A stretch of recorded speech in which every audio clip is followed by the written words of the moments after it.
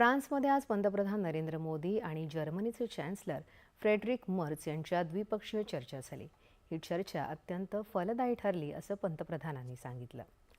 व्यापार, गुंतवणूक, चक्रीय अर्थव्यवस्था, संरक्षण, माहिती तंत्रज्ञान आणि इतर क्षेत्रात एकत्रितपणे काम करून द्विपक्षीय सहकार्य अधिक दृढ करण्याच्या उपायांवर उभय नेत्यांनी चर्चा केली।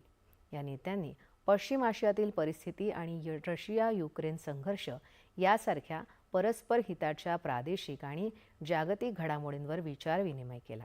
उभय देशांमधील सांस्कृतिक संबंध अधिक बळकट करण्याबाबतही चर्चा केल्याची माहिती पंतप्रधान मोदी यांनी दिली। या वर्षाच्या सुरुवातीला भारत युरोपियन युनियन मुक्त व्यापार कराराबाबतच्या वाटाघाटींच्या पूर्ततेमुळे भारत जर्मनी धोरणात्मक भागीदारीला मिळालेल्या नवीन गतीबद्दल त्यांनी समाधान व्यक्त केलं।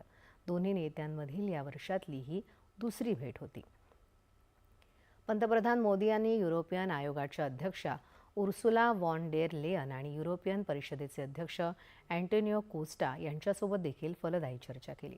मुक्त व्यापार कराराच्या पूर्ततेनंतर भारत युरोपियन युनियन संबंधांना मिळालेल्या गतीचा उल्लेख करत या नेत्यांनी आर्थिक सहकार्य अधिक दृढ करण्याच्या आणि बदलत्या जागतिक परिस्थितीत शांतता, स्थैर्य आणि समृद्धी ही सामायिक उद्दिष्ट पुढे नेण्याच्या मार्गांवर चर्चा केली।